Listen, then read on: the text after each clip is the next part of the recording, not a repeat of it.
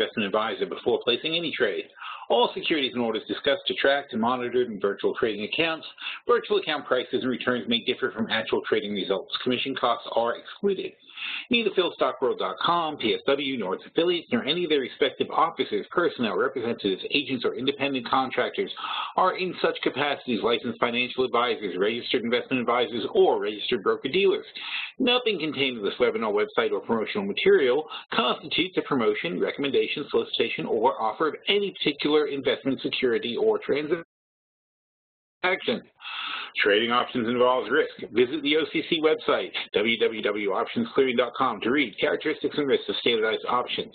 PSW provides educational and training services that are meant to teach you the risks and potential rewards of trading options, and we are not a service that tells you what to trade. We are not implying or guaranteeing any profit. As always, do not trade with money that you can't afford to lose. Past performance does not equal future results, and results discussed in this webinar are not typical and are only valid on that specific or identified date.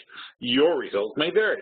By accessing this webinar, you agree to hold the above harmless from any losses you may incur as a result of information discussed in the media identified above. By accessing this webinar, you agree to be placed on our mailing list and receive our newsletter. Rest assured, we take your privacy very seriously, and we will not distribute or sell your information to anyone. All right, now we're ready to get going. I'm very excited. All right, we will share our screens, and we'll see what's going on. Share, share, share. My screen. There we go.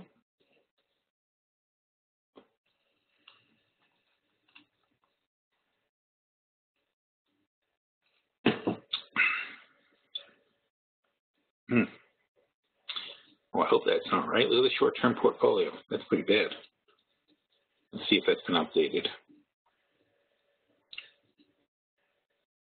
Well, the long term's up 27%, and apparently, at the moment, the short term is only up 74%. Damn, that took a big hit.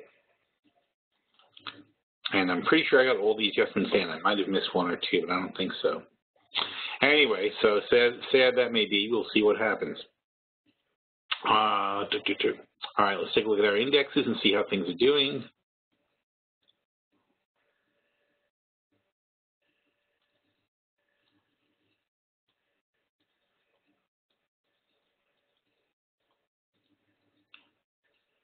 Check. Okay.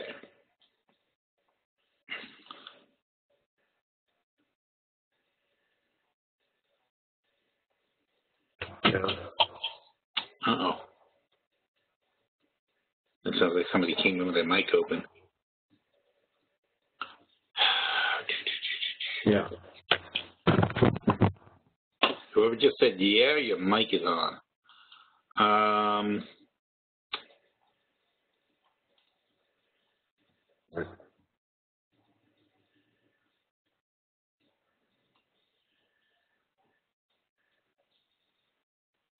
That shouldn't happen. It should automatically mute you guys when you come in.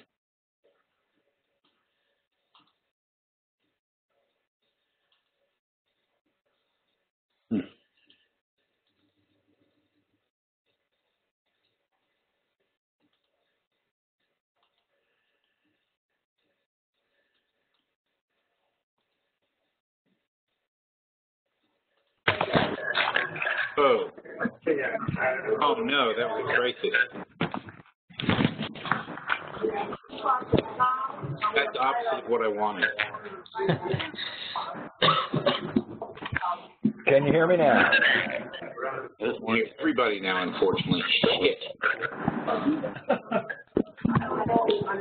Oh no. Disaster. Wait. Maybe if I select all now, mute. It only lets me unmute. It won't let me mute. Hang on. Sorry about that. I use manually.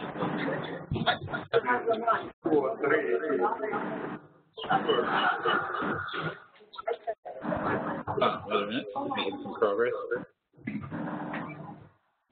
I have to mute all you guys manually once again. I did something very bad.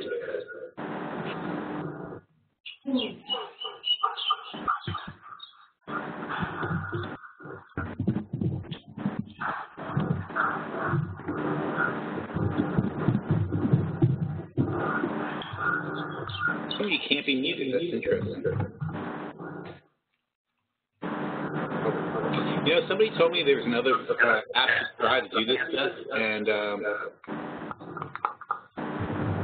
honestly, I think it's a very good idea. This one has a lot of little problems.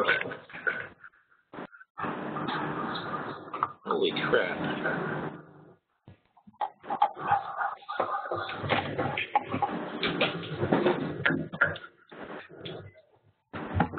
Can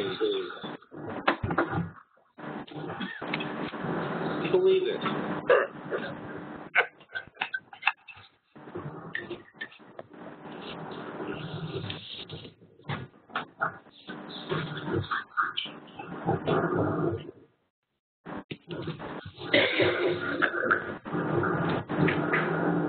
All right, hang on a minute.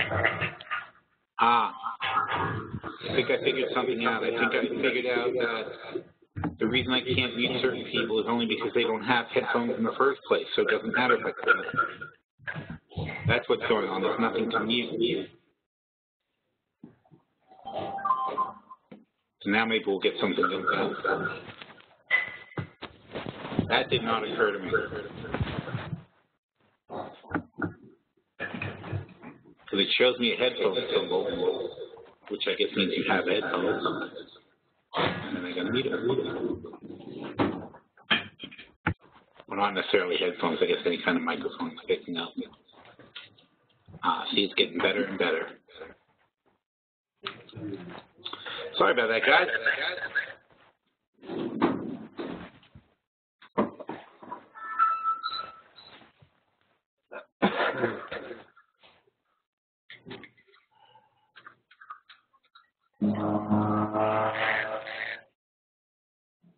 Still only let me do one at a time as far as I can tell.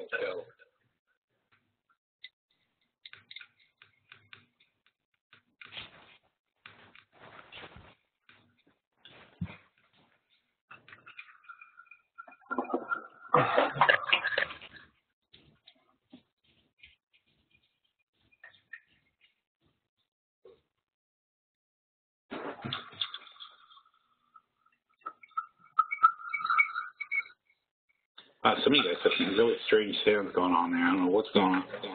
Sounds like somebody's from NASA or something like that.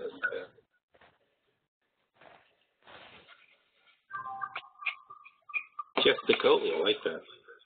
So I guess that's not really your actual name.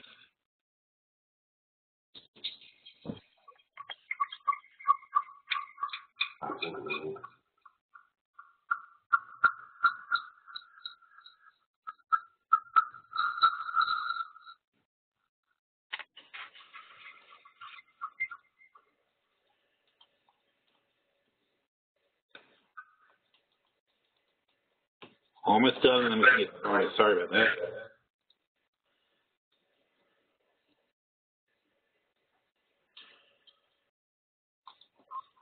Boy, I can barely hear you, since I can hear my own voice. Somebody say that.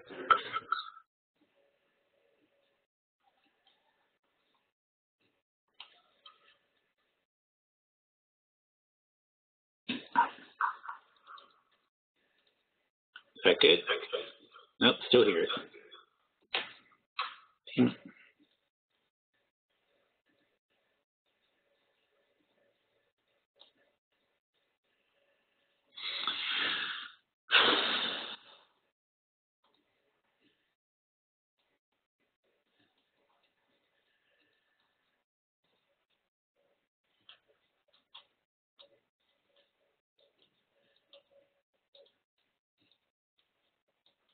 All right, I think we're ready to go. Yep. Oh, I can't hear myself anymore. Fantastic. That is amazing. All right, sorry about that, guys. We had never had that problem before. That's a new one. All right, where the hell are we? All right, so the indexes, they were down 1%, and now they're down like not even 0.5%. The NASDAQ turned positive, and I assume that's because Apple did something good. Oh, yeah, look at Apple go. Apple's up almost 2% back at 127. So congratulations to the Apple faithful. And that's, of course, goosing the NASDAQ back up.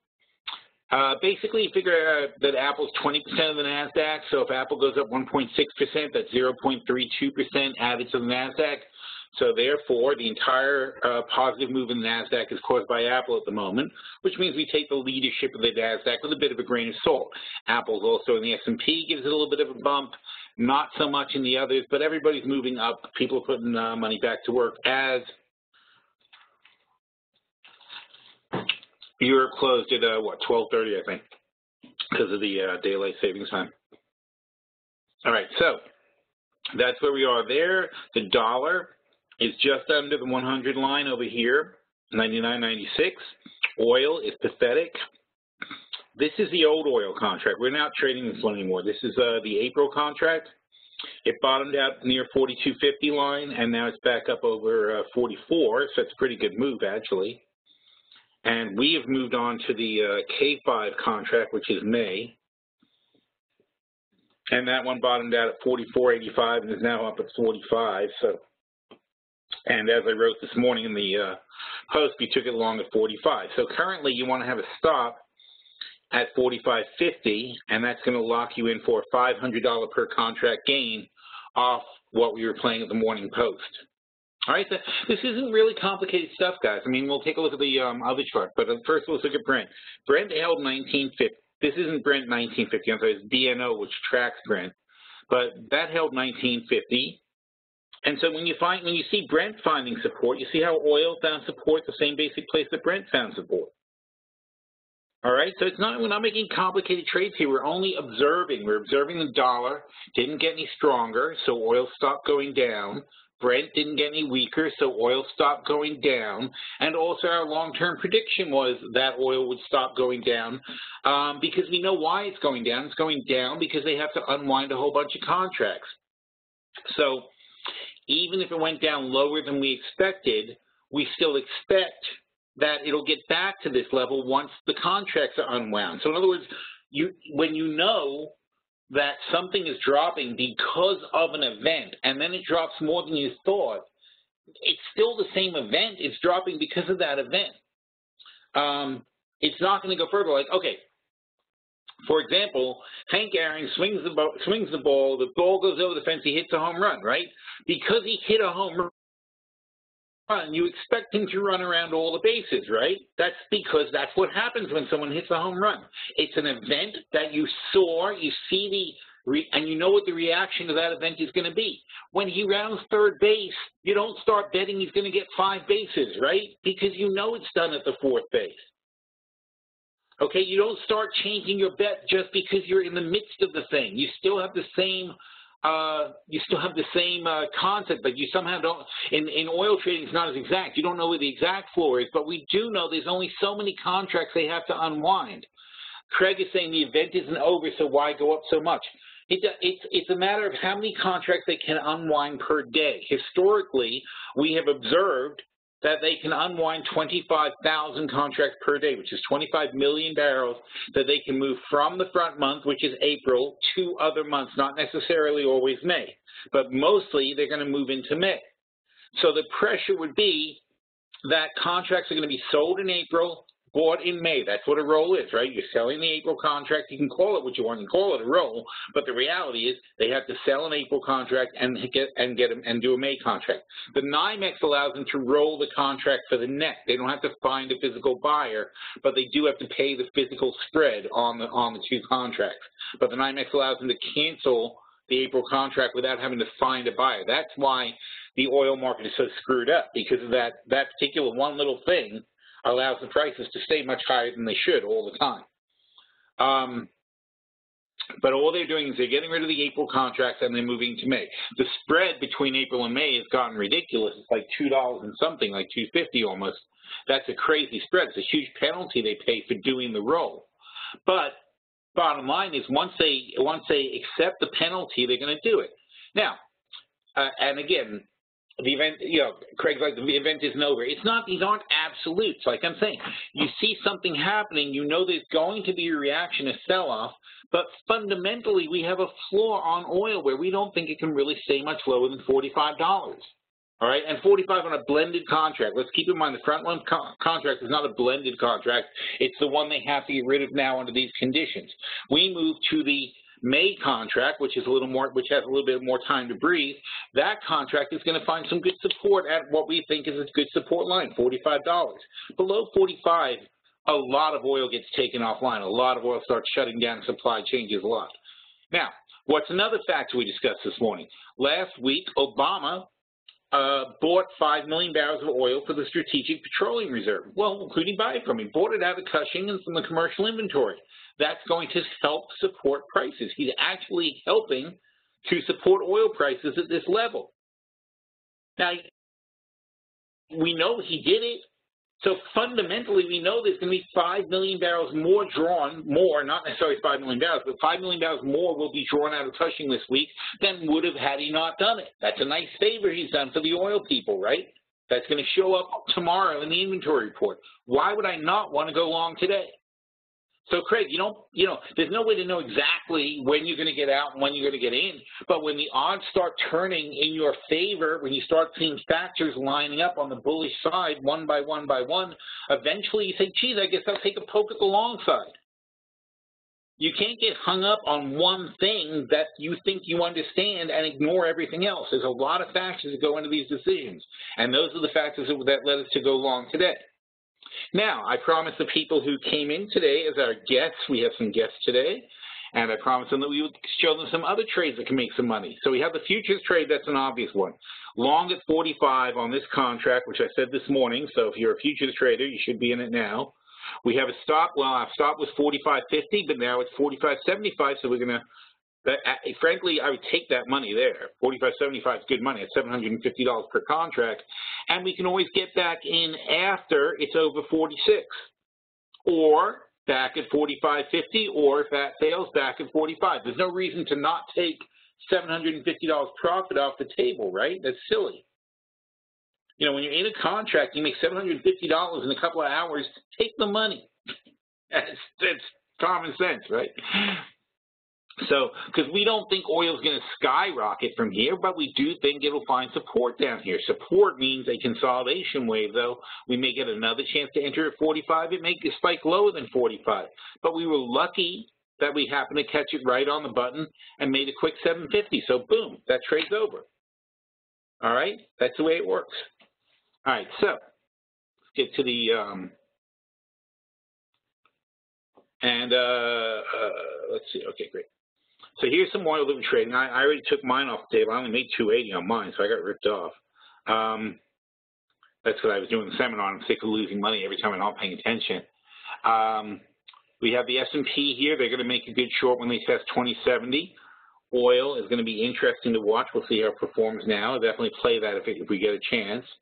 We have the Russell here. I made 310 earlier playing the Russell. I shorted it at around here, 123,250 is where I shorted it. So had I been paying attention, I would have shorted it again just now, because I think that line is kind of hard for them to break over. You know, despite, because you know, you see the market going up, but it's only going up because of Apple. Apple has nothing to do with the Russell. So it's a good reason to look at it short. Now, the Nikkei, son of a bitch, every day I keep working my average up, and my average is currently now 19,360 on 5 contracts. But even that is down 625 for the day, and 1,300 from 1,600 from the open. At the open, it was down here, and it was in good shape down here. Now it's a little worse, but I want to add 5 more. I'd love to add them up here at 19.5. I don't know if I'm going to get a chance though. Now the Nikkei is funny because it moves so quickly and so badly. Like I'm very much thinking the Nikkei is going to drop significantly. Now we're looking for the same floor at 18.5, so we're looking at a 1,000-point drop on the Nikkei, which with 5 contracts would be $25 per point, so about $2,500 bucks. Wait. I'm sorry, $25,000. So if I got it right, it'll be a $25,000 drop on the Nikkei. So that's what I'm looking for. Drop down to 18,500, and with 5 contracts, that comes out to $25,000 bucks. That's the futures contract I'm playing here. So being down 1,500 at the moment isn't really the point because I'm just sort of establishing a position. Ideally, I'd like to have 10, and then I'll make $50,000 if I get the drop right. Okay, so that's a bet. Now you can't lose very easily. Not going to lose 50,000, but if it really gets over 19.6, I'm going to have to give up on the trade. So how much will I lose at 19.6? Well, if I have 10 and they average around 450, I'm going to lose I'm going to lose 150 points times $50 a point. So that's $7,500 bucks. I'm basically risking $7,500 bucks to hopefully make 50,000. That's essentially what this trade is at the moment. But that same logic has gone for ages. I mean, we've been doing this trade on the way up. We keep getting in and out and in and out. And every time it hits a new high, we get some more. Then we get out. Then we get in. Then we get back in. Go short. Get in. Get out. That's how I've ended up at this level. But 18.5 is way down here now. It'd be a hell of a drop to come back. Where do you get the colored horizontal lines? Steve wants to know. Please chat to all participants, Steve. The colored lines are in Thinkorswim. There are these different studies, and you click on studies, and you say add a study. Oh, wait, chat box is in the way. You guys can't see it, but it's on my screen. You do studies. You add a study, and you say this would be a trend study listed under P, and it's called pivot points. See how easy that is? And then that's what's called a pivot point study. And then you set up your time on the charts. And then once you set this up and have the chart the way you like it, what you do is you right-click on it. There you go. And it says Style, and you save Style As. So that way you can, and then once you do that, you can then load the style. I call this my 3-day style. And it's really the only style I use for this kind of trading. So then you save your style set and your studies, and that way you can apply them to all your different charts when you want to. And there's all kinds of, there's thousands of things you can play with. Thinkorswim, I think they have some online classes that tell you some of these things, and I think I've been doing this so many years I couldn't even tell you, but I'm pretty sure. I used to go to the seminars. They have really good seminars, Thinkorswim. They have these guys who are like super good users, and they'll teach the seminar. So if you get a chance at like a Traders Expo or a place like that, or you ask them when they're doing a seminar, you can go and watch it, or maybe, I'm sure they do online ones, so they probably have them on YouTube too. But there are guys who are way better at this stuff than I am and can tell you all kinds of tricks on Thinkorswim. I don't use them, frankly. I'm not really a TA person, but I like to see these pivot points. It just gives you an idea of where people are looking for support and resistance. And so I just use a standard thing. I just use a standard chart for Thinkorswim, for the pivot points, because if you don't use a standard, then you're not looking at what everyone else is looking at. So the standard is what's going to give you the best clues as to what people are thinking when they're getting in and out of position.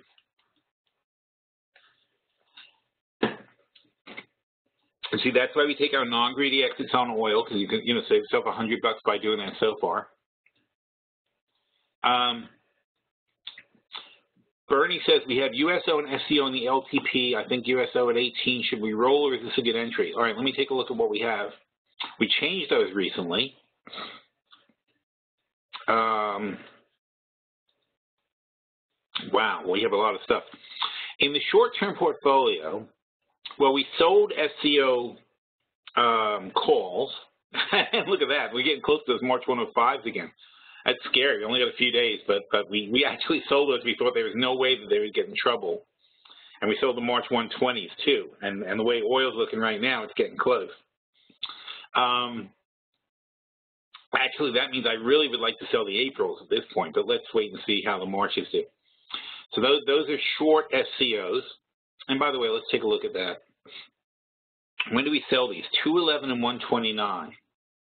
And take a look at SCO. SCO is the ultra short oil. So yeah, see, back on 129, we were touching up here at 110. And so we sold at that time the 120 put. We sold the 120 calls. And then the next time that we added a position, these are March. So in January, we sold the March 120s. We sold them for a lot of money. We sold them for $13. All right, but again, this is the thing. This is the thing about being a fundamental investor, right? When it got to $110, rather than say, "Oh my God," oil, it's going to 1,000. We looked at oil at the time, which is actually right where it is now. Let's see.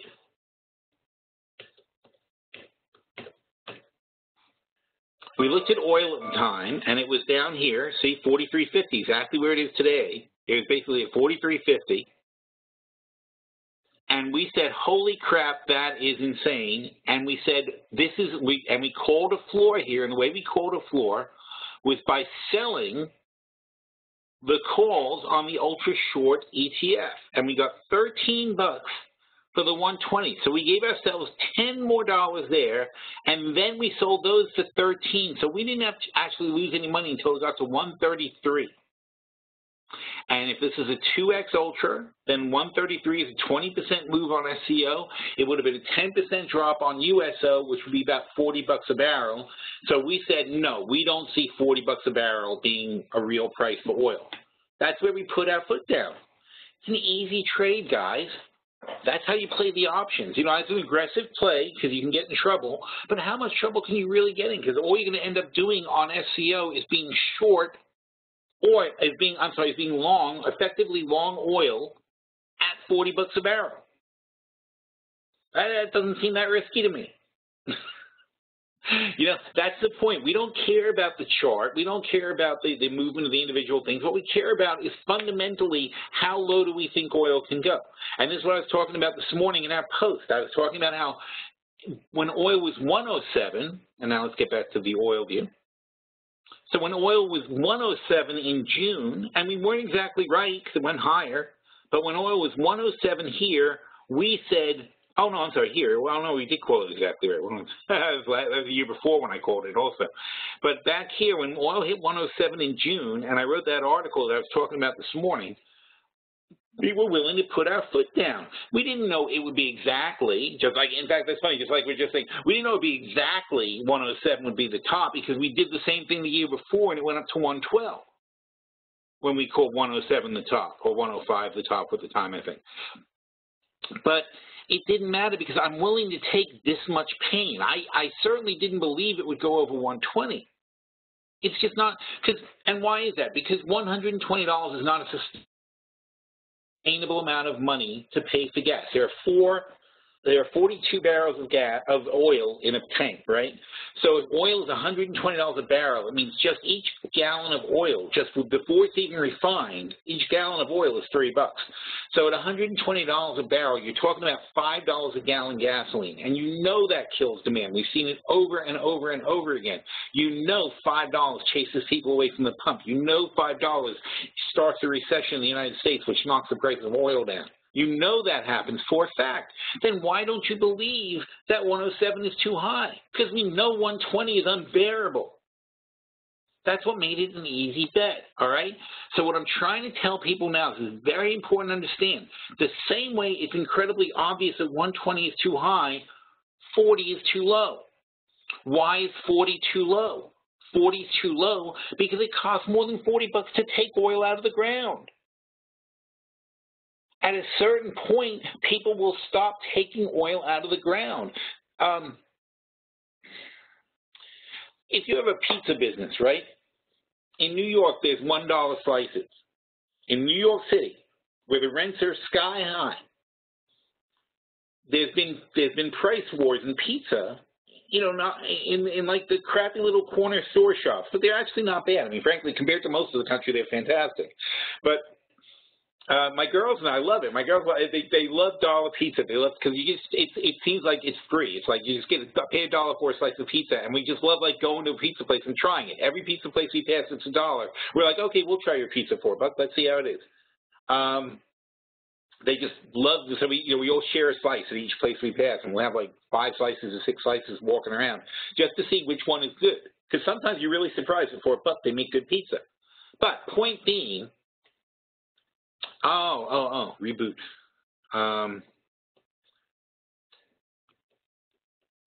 Leave and come back into work.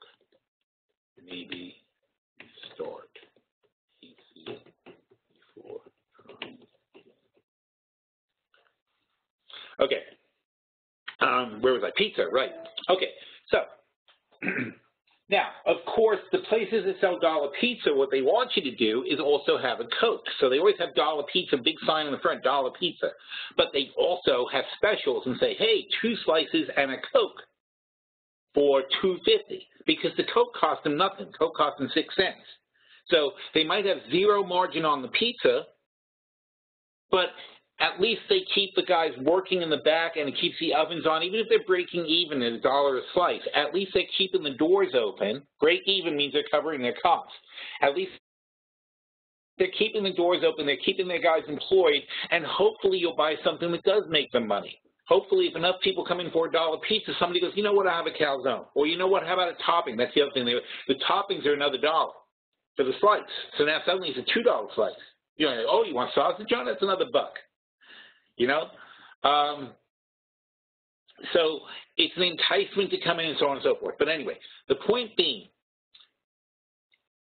there's a certain bottom line number for pizza, and it seems to be $1 because the prices went down and down and down for like last year. It's been going on, and the prices went down and down and down per slice, and they settled down at $1. I saw somebody did 75 cents, but he went out of business.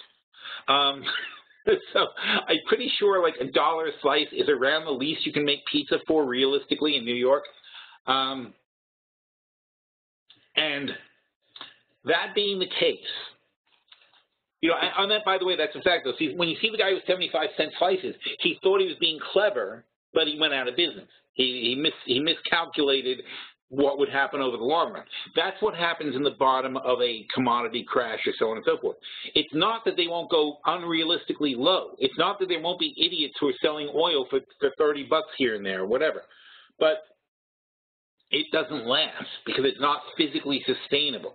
All right, and that's where oil is. When it gets down around $45 a barrel, actually under 50, there starts to become a point where really people start going out of business when it's sustained. They can take it for a while. You can sell your dollar pizzas, and you can think you're okay. But at the end of the month, you end up having to borrow some money because your restaurant barely broke even and your inventory this or that or whatever crap. You know, for whatever reason, you start accumulating some debt, or you maybe have to lay off a guy, and then you have to lay off another guy next month, and next month you lay off another guy. You see that happening now in the oil patch. People are getting laid off. Wells are shutting down. They're not drilling new wells, which means they won't have new oil in the future. So at the moment, they still look okay, but it's a gradual erosion of their power to produce. And as production shuts down, it's going to be very slow to come back, and that's going to start making a draw on oil. You know when we're going to start getting a draw on oil? Right about 6 months from now, as we get into the summer, then you're going to start seeing the effect of all these well shutdowns that are happening right now. All right, so that's the short-term fundamental story on oil. And also don't forget that in Europe, oil isn't $45. Okay, so let's take a look at that. And in Japan too. You can do this you can change your currencies by doing this. You do colon, and then you do the currency. So we'll do XEU, and now we'll look at what oil is in euros. Now it's all screwy as far as this goes, but you see oil isn't cheaper now than it was at the beginning of the year. For us, oil is cheaper. For us, we're seeing oil below this level. But that's not what they see in Europe. What they see in Europe is they're seeing, I don't know what that number is. They're seeing, well, it doesn't matter what the number is. It's 41 versus 38. So they're still seeing it 10% higher than it was in January. So how low can oil go? Oil can go 10% lower. If that was support then for Europe, then they don't have support until we get back to that level. What's happened is the euro has gone down 10% since January. And so for them, oil is like that. Oh, Steve's coming back. Thanks, Steve. So let's take a look. Oh, well, not yet, but yeah, that's a nice downslope, so we're going to want to catch it. So I either want to go long back over 45.50 or back, hopefully back down to 45. So I'm kind of hoping it comes back down to 45. And then I'd love to get long again on that one. Where were we? Oil. What was I looking at? Oh, yeah, chart. All right, so you have to think in terms of, and now we'll look at the yen.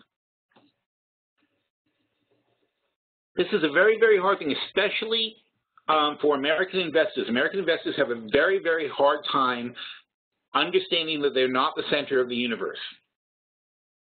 Americans really don't think about other countries at all, whereas other countries always think of other countries because they have to. Everybody in Europe trades with other countries.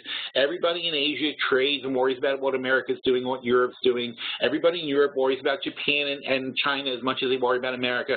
People in America are oblivious. It's America and some other guys. Chrissy, I missed your explanation on why you're on CLK. Well, you'll have to watch it later. There will be a replay. We're long on CLK because now the things are aligned to the point where we like CLK long. That's the short story.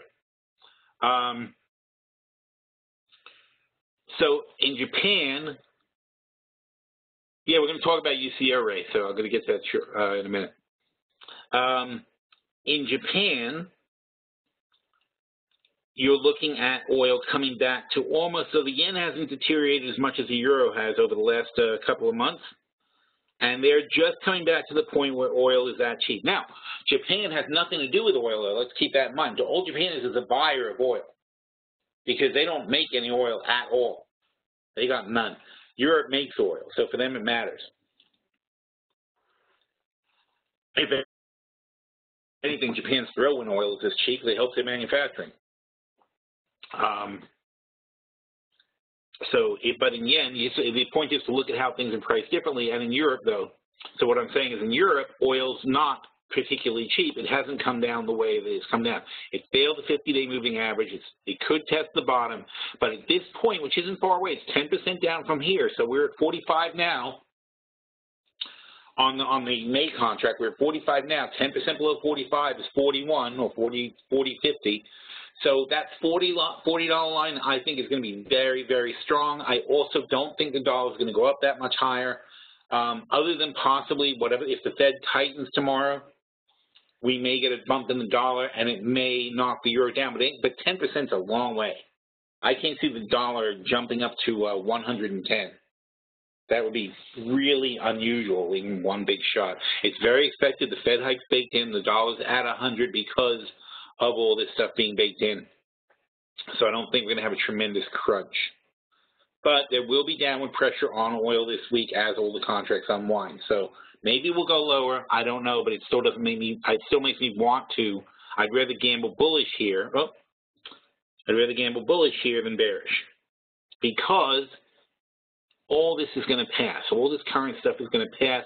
We get back to the fundamentals, and long-term fundamentals are oil costs more than this to run. It's the same thing with the pizza shop, okay? You're running your pizza shop, and you're breaking even barely, okay? So what happens if the landlord raises the rent? What happens if your electric bill goes up? What happens if you need a new pizza oven, okay? This is what happens to the oil drillers, okay? You can fake it and last a month or 2 months or whatever. You can match the guy who's selling the pizza for 75 cents a slice, right? You can go to some ridiculously low price that seems completely unrealistic to any kind of economist, but you can do it until you run out of money, until something goes wrong. And what the oil drillers are doing now, not the drillers, I mean the people who, the oil exploration companies. So what the E&P exploration and production companies are doing now is they've stopped exploring. They've stopped producing. They're only taking the oil out of the wells that make them money. But they're taking as much of that as they can because they still need the cash to pay the landlord, right? You still need the money to pay your bills. So whatever wells produce the best, they are running them 24/7. They're adding people. They're doing whatever it takes to get as much as they can out of all their best producing wells. The other wells, they're letting them dry up. They're closing them down, and they're certainly not drilling new holes. So what's going to happen? They're going to take their best producing wells. They're going to suck all the oil out of them, and then they're going to have a whole bunch of low producing wells left. And that means that once this wave is done, once this thing plays out over the course of 3 to 6 months, all of a sudden, everything's going to get more expensive and nobody's going to have cheap oil to sell you anymore. And then what happens? The price goes up. That's what happens. And in fact, it's probably going to go up more than it should because nobody's been exploring, nobody's been investing. Like with the pizza oven break. Here's the thing. If there's a constant demand for pizza and the pizza oven breaks, all of a sudden there's not enough pizza, right? And you go, what happened? How come I've been buying 75-cent slices from you for 3 months and all of a sudden you tell me there's no slices? How about if I give you $1? No, I don't have slices. How about if I give you $2? I don't have slices. How about if I give you $3 a slice? I don't have slices. All right? So when prices get too cheap on commodities, it's bad for everybody because down the road it's going to cause a problem.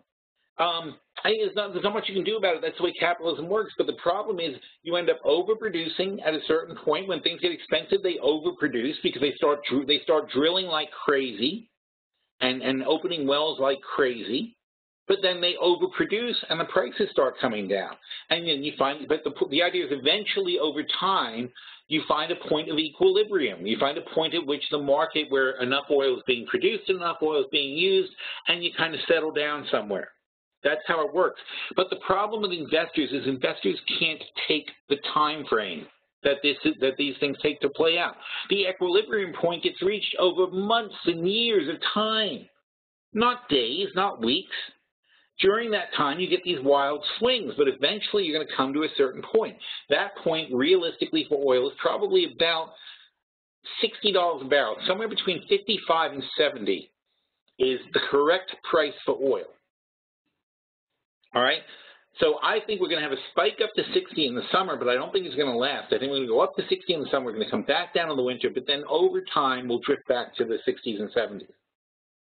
Because that's the correct price for oil given the current state of demand, which is lower and getting lower all the time, and the amount of oil is produced, which is also over time going to get lower, or not necessarily lower, but more expensive to produce the same amount of oil. But there are violent swings in between. Now, if you want to take the fundamental view of the thing, then you can play for those violent swings. But if you think that you can make a bet today and be guaranteed it's not going to go down or be guaranteed it's going to go up, you have no idea. All we can do, though, is play the percentages. And the percentages now, just like in the summer, I was banging the table in the summer and telling you guys to short the crap out of oil at 107. Now, at $45, I'm telling you it's too low. It's not a different thing, though. It's not that I've changed my mind about oil. I haven't changed my mind. It's still worth the same $60 it was worth when it was 107. Now, though, it's below 60 to the point where I feel it's a good long bet. But nothing has changed about the value of oil. It just overshot to the downside, and that overshoot is sowing the seeds for the destruction of output that will now cause it to spike down the road. I don't know when, though. I can't say it's going to happen in March or April or May or June. But we talked about that in chat this morning. We were talking about the concept of there's nothing lucky about your timing. There's no, in investing, you don't know when something will happen, but you know it will happen eventually. And so your job as an investor is to keep finding a way to put yourself in the right place, and then eventually it'll be the right time.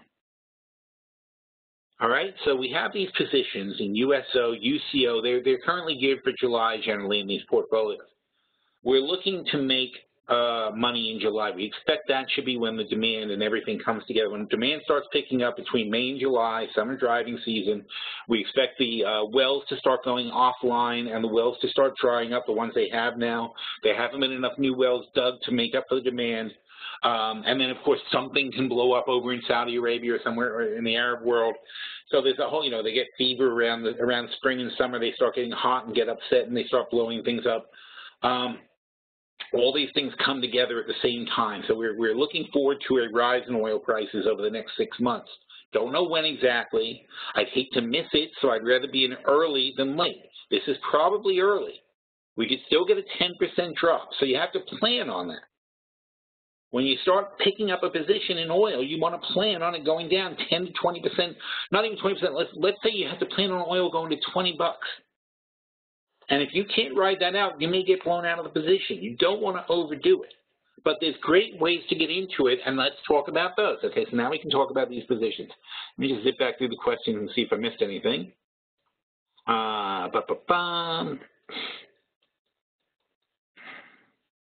Hopefully, who was that? Jess. Hopefully Jess came back and got his sound on. I hope it worked.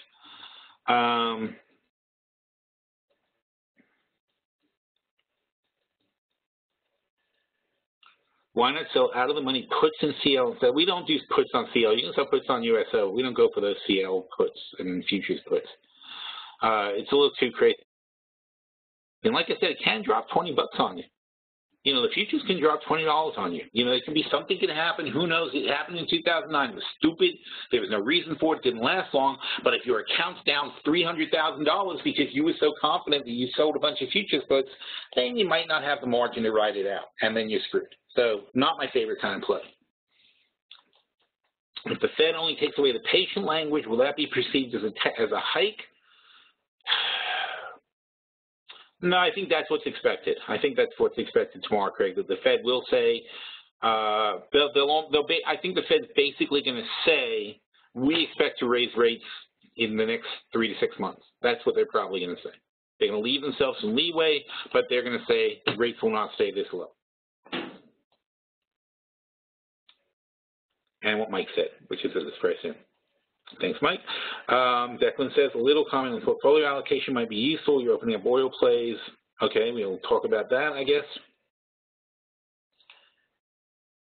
Is betting on UCO, USO, SCO not betting on? Yeah, it is. Of course it is. It is betting on the same product and it's taking the same risk. There's just different ways to play it. And by the way, a lot of the stuff we do is instructional. We want to show how these different trades play out over time. You know, we're primarily here to teach people how to trade. So yeah, I'm going to take several ways to play the same bet, not just one bet. And the 5% rule, well, what type of time frame do we apply that to? You can apply it to any time frame, but you've got to be consistent in your time frames. In other words, if you're making a long-term trade, you've got to look at the long-term trend. If you're making a short-term trade, you can use the short-term trend. So for the futures, for example, if I move this guy from 5 minutes to 15 minutes, well, that doesn't even show it. You want to look for the consolidation. So I can't see it here. Here I can see it. Okay, so basically oil consolidated around this 52 line, and let's go to hours and see if we can confirm that. All right, there. All right, so there, that's about right. So oil basically consolidated around the 52 line. So if I'm going to call the drop, I'm going to call the drop from 52.50, and I'm saying 52.50 just because we know that's a better line than the other. So that's just based on what we've been observing. So oil fell from 52.50. Oil fell from 52.50 to 45. That is what? 750, right? So 7.5 divided by 52.5 is 14%. So basically it's a 15% drop. So we're happy with that. So a 750 drop from 52.50 means your bounce is going to be 20% of that drop is going to be a weak bounce. So what's 20% of 750 is $1.50. That's going to take you up to 54. I'm sorry, from 45. Sorry, from 45, it's going to be $1.50. So it's 46.50 is going to be a weak bounce line. That's right here. And then to get to a strong bounce, you know $1.50. So that's going to be 48. So if you want to look for your bounces on the short term for oil, you're looking for the drop from 52.50, and the bounce would be back from 45 up to 46.50 is a weak bounce. So anything less than 46.50 isn't even, you're still continuing the downtrend. And then a strong bounce is 48, where maybe oil's turning back up. But until you see 48 come back, it's nothing you can count on. That's the simplest way to look at the 5% rule from that. So you're looking for 5% moves, then you're looking for the retraces. The retrace is going to be 20% of the move. Whether it's an up or down move, it's a 20% retrace is weak and a 40% retrace is strong.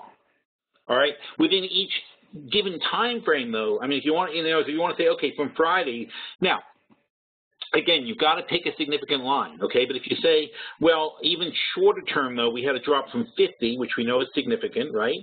And so from 50 to 45 is exactly a 10% drop.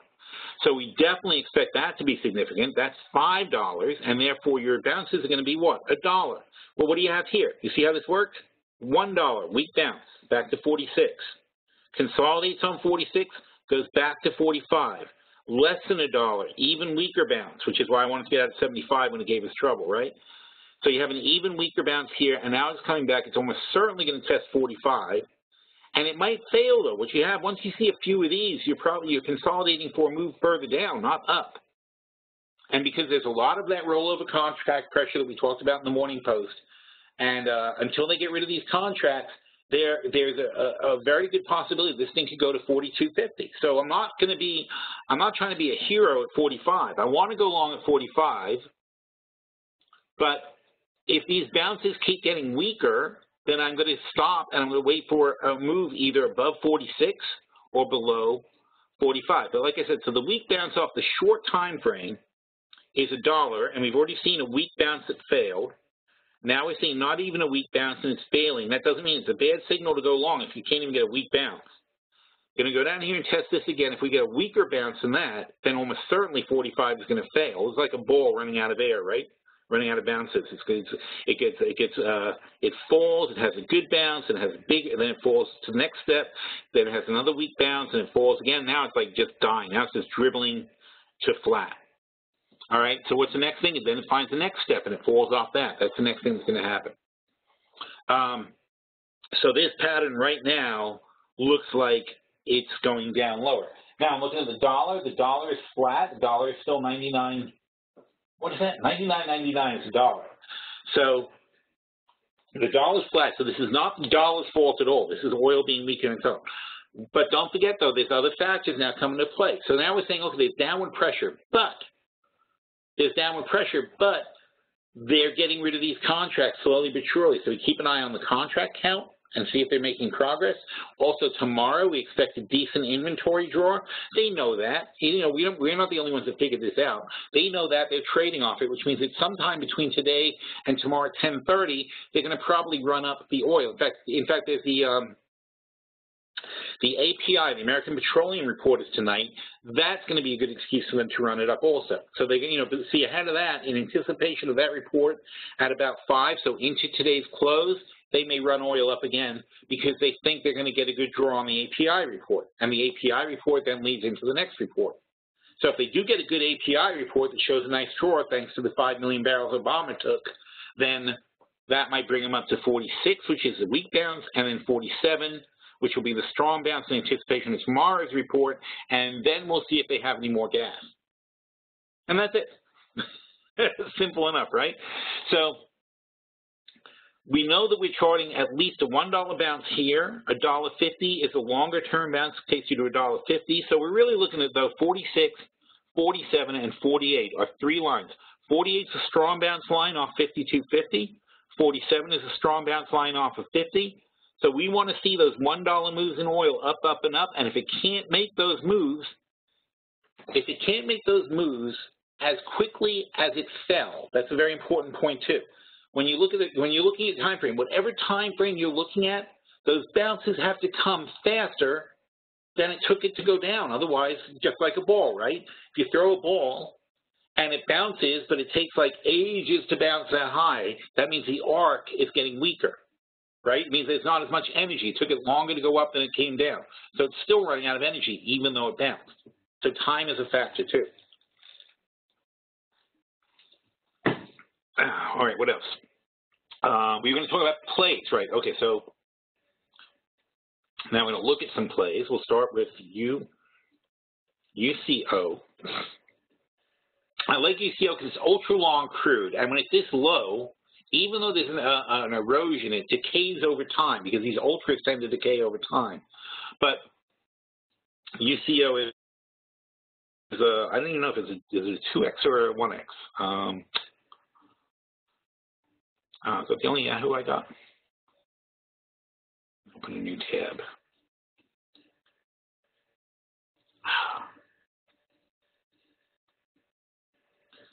Okay.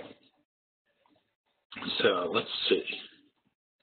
UCO, I think it's a 2X, maybe it's a 3X. We'll find out.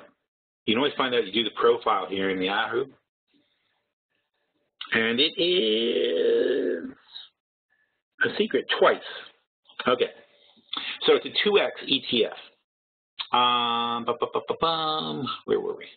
All right. So it's going to move twice as much as oil. So you don't have to play for a big bounce. UCO. And what do we expect oil to do? We expect oil certainly to go back to 50. All right, so that's going to be 10% up, which is going to be 20% of UCO. UCO is 628, and 20% of that is $1.20. So we're looking for a move to 750 on UCO in the near future. That'll be the initial bounce. Over time, I think oil goes to 60. 60 is 33%. That's going to be 66% here. 66% of $6 is 360. So you're looking at a move to almost 10. So our target on UCO for the summer is $10.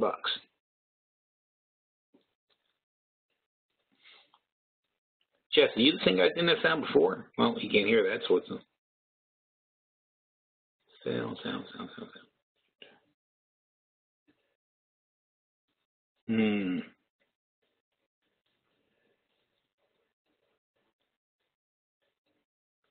Oh, I didn't see that comment before. Where'd that come from? Sorry, Mike.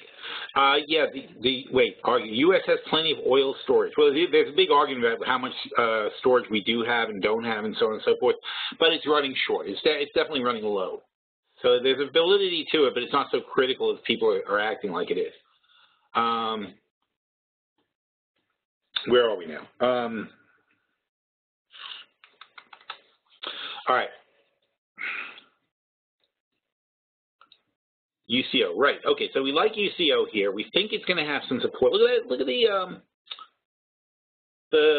the EMA here down. See that funny? It's way the hell down. It's interesting how low it is. That's a 60-week moving average. It's way the hell down here. So it does seem to be hitting support. So anyway, so I like it. We think it's going to go to 750 and then to 10. In our portfolio, what's our UCO position? UCO. Oh, we don't have it in the short-term portfolio. Sorry, we have it in the long-term portfolio. Thank you, Chrissy. And UCO in the long-term portfolio, there it is. We have the $5 calls in July. We have the short $6 puts, also July, and we have the $10 calls, all right? So currently, that position, I still like that position. So we look to July, when we think UCO is going to be at $10, and we have the $5 calls at a 204 at the moment, and we have the $10 calls that are, oh, they're ugly though. That's a shame. They came down too much in value. They're 35 cents or 37 cents. So we take, we knock 37 cents off that, and we're down around $1.70, let's say, or $1.65. And then, if you want to offset the $1.65, you sell these calls for $1.13, and let's say $1.10, so that ends up being 55 cents for the spread. I got to tell you, I'm not happy about the price of the short calls. When we originally took that spread, we got a much better chance. You know what it is? People lost faith. That's the problem. People have really lost faith in getting the $10. We sold those UCO 10s for $1.05. This is a big difference in the trade. It's a really, really nasty difference. But we did pay net 180. We paid net 180. It's not like we paid a lot. It's not like we paid less. Our net was 180 at the time. And then we sold these guys for 80 cents. So on the whole, I got to say this trade is not very different than where we were. Obviously, it's not, because look, we're losing money. We're actually, so the net of this trade now is less than we paid for, and I do still like the trade, and I do like the targets. Let me see if there's an adjustment to be made here.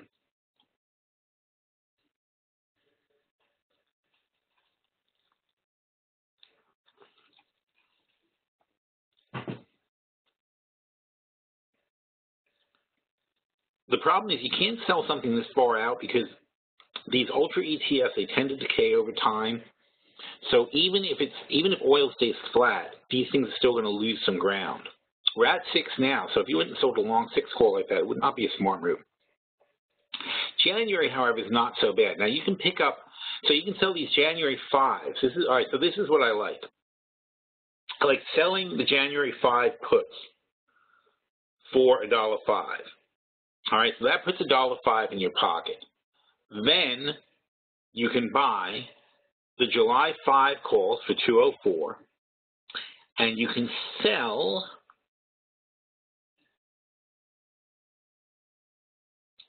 I wouldn't be so greedy. I go with the 9.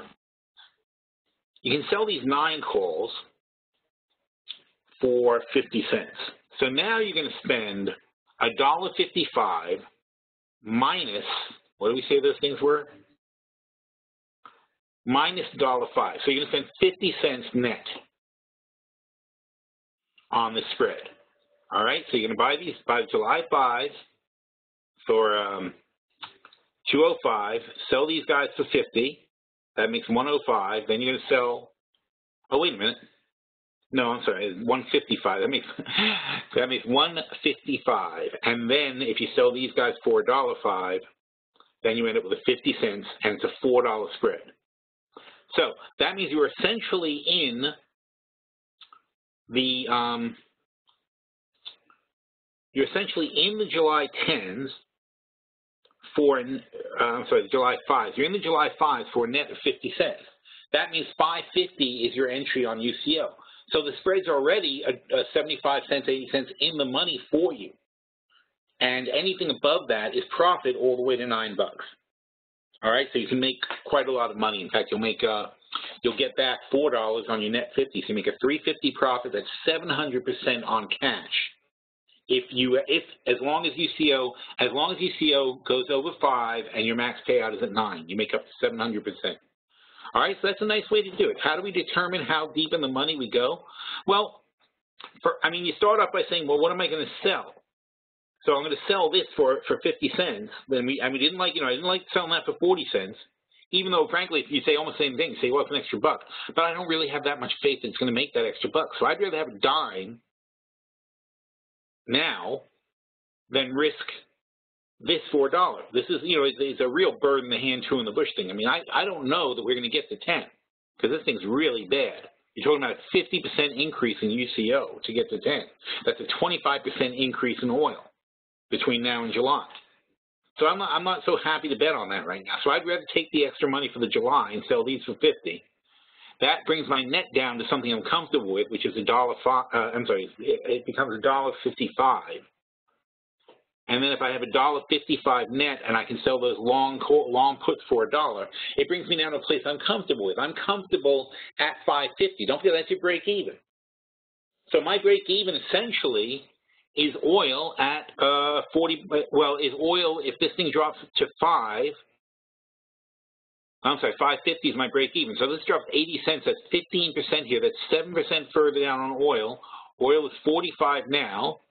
So we take 45 times 0.93, and it's 41.85. So what's my bet? My bet is oil will stay above 41.85 into the summer.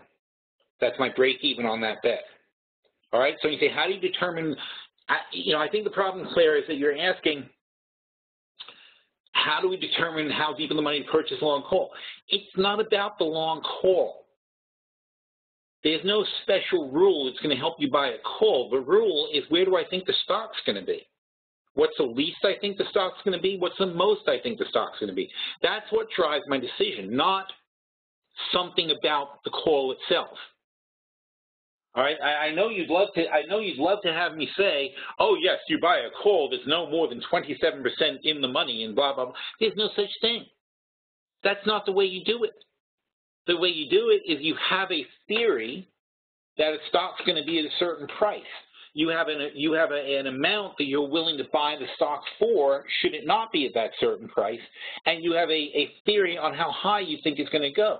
Then you find the options that help you best play that with an appropriate amount of hedging in case you're wrong. So here we're giving ourselves 15% downside if we're wrong, and obviously plenty of room to run on the upside, up to 700% profit if we're right. So if I constantly make bets that I've got a 15% cushion to the downside and I have a 700% upside potential, over the long haul, I'm going to do pretty well, right? I don't have to be right even half the time. If I'm right 1/3 of the time or 1/4 of the time, I'm going to do really well on these things. And Ray says oil is flat, but UCO is down 2.7%. Yeah, first of all, they're not exact hedges, these things. They don't follow oil directly. They generally will reset the price at the beginning or the end of the day based on where oil is at that time. So usually I think most ETFs, they'll set the price at the end of the day. So what that means is UCO, the people who run UCO fund, depending on what oil finishes the session at, let's say, they are then going to buy contracts to make the UCO match where oil is. So they need to buy more contracts, they need to sell contracts, whatever they have to do to make the fund match up to the move of oil for the day. So you're not going to see intraday these ETFs don't match well. Now, knowing that, though, is actually a trading advantage, because you can say, well, look, exactly what you're saying, like oil is flat, but UCO is down. Well, that means that it's a pretty good chance UCO is going to go up later today. It shouldn't be down 2.7%. That's not the way oil traded today. It's not reflecting the move. But again, it's not the point, though. You can't go into these things looking for an exact match. You can't go into these things thinking, oh, well, it's definitely going to perform with oil. No, you buy it on the expectation that UCO is going to be up around 9 in July. And if UCO's, and that's our premise. And you know, when you check it next, you check it in June. I mean, not June, sorry. You check it in April. You look at this in a month and you see if you're on track. You don't look at this thing daily. It's irrelevant what happens daily. You have no way. It's like, you know, it's like betting on a basketball game and saying your team's going to win by 5, and then after the first 10 points is scored, your team's down by 2, and you go, oh my God, I'm going to tear up my guy. I'm going to lose my bet. So it's a freaking 100-point game on either side. Both teams are going to score 100 points by the time this thing is done. It doesn't matter what happens in the first 10 minutes. It doesn't matter what happens in the first 20 minutes. It hardly matters what happens in the whole first half, right? In fact, if you're a basketball fan, you know nothing matters until the last 2 minutes. I always tell my kids, I'm like, I have no interest in basketball until the last 2 minutes of the game, because 99% of the time the game is tied into the last 2 minutes, and then it matters. I want a network that just shows me the last 2 minutes of every basketball game. That's what I want to watch. I don't care about the rest of the game. Either it's a blowout and it doesn't matter, or the game is down to the last 2 minutes, and then it matters a lot. And the last 2 minutes take 15 minutes anyway. So, you know, that's kind of like options trading, too. It's the same kind of thing. All right, so ignoring this, and also, by the way, during the intraday trading of UCO, it's based on the belief of the participants. All right, so in other words, it doesn't matter if oil's down or oil's up. What matters is people are selling UCO. They're dumping it because they're scared oil's going to go further down, because somebody's saying something on TV and scaring people. Well, actually, frankly, the housing data this morning should scare the crap out of everybody. How can you be long on anything if nobody's building houses? And nobody's building houses. Nobody. It's just not happening. How do you go long on materials? How do you go long on lumber? How do you go long on durable goods? There's nothing. People are not building homes. If you're not building homes, then half the economy is ground to a halt. You know, so it is scary, and it does seem terrible to be long on oil. I'm just looking at the fact that all these central banks putting all this money to work at some point should have some effect on the economy. Should. I don't know if that'll actually happen, but it's the thought at the moment. So the NASDAQ's still going up because Apple is at, I didn't have to look, I can just tell you Apple's at 127.11. I knew it would still be high. Just looking at the NASDAQ, I can tell you before I even look at Apple, is Apple's high. We've got, this is not exciting action here. I don't know what the volume is, but we're doing okay. I like this 2070 spot to short. I think I mentioned that earlier. And these guys are too scary to short, so I can't bother them. The Russell's back to where I started shorting it earlier, but I'm not really, you know, with the other guys up, I'm not enthusiastic about shorting over there. The dollar is flat as a pancake. That's scary. It's like no move at all. And oil is back to 45.29. Will it fail 25? I hope so. Then I can get back in. And, oh, natural gas had a hell of a drop. Oh, and they're back. They go 286 all the way down to 270 and all the way back to 285 now. That's hysterical. That is a crazy contract to trade. Those are $5,000 moves when it goes 10 cents like that. Let's see. All right, so Claire asked that. So we talked about UCO. Claire says, why not sell the July 6s at the same price as the January 5s and roll to the January 5s if the position goes underwater? You can do that too. It's just not, I'm just pretty confident. Again, it goes back to, it's because I believe that we're going to be at 9. So I don't want to fiddle with the trade. I just want to make a trade, put it up there, and say, hey, I think we're going to make this much money. I think we're going to make 700% back on that trade by July. All right? So it's not a big deal. You can do it many, many ways. You know, and you should look at all the different ways to do it. But this one, to me, I'm pretty sure we're going to make 700%. So I don't need to mess around. You know, it's a matter of that's it. It gets called away. We get the cash. We move on and do something else in July. Declan says, a wee reminder to comment on position sizing, number of contracts, and play goes against us. And, okay, I said talk about cat in the post. Okay, well, I did say that, but that wasn't really much of a topic. It's just saying I like cat. Where were we? Portfolio, okay. So, as to position sizing, okay, so we have 50 of the UCOs. This is a $600,000 portfolio. We have 50 of these spreads, and our worst case scenario is we get assigned 5,000 shares of UCO at $6. That would be $30,000. So how much would that be? That would be 5% of our portfolio would be a long position on oil if, and again, don't forget we calculate this, oil would have to be $42 for us to get assigned. So here's the thing. If my risk is owning, where is it? If my risk is owning 5,000 shares for $6 a share, it's $30,000. Am I risking $30,000? Is oil going to be zero? No, right? Almost certainly not. And how big are my allocation blocks in the portfolio? My allocation blocks are $50,000. Is one. You have 2 times your margin buying power is going to be at least 2 times your total portfolio value. So you're going to have 1.2 million margin buying power. So my allocation blocks are 1/20th of my margin buying power. So technically $60,000 blocks, but we're still trading off $50,000 blocks. We haven't made that change yet in the portfolio. So an allocation block for us is $50,000. If this is assigned to us, all we end up doing is having $15,000 in margin because we'd own $30,000 of the UCO.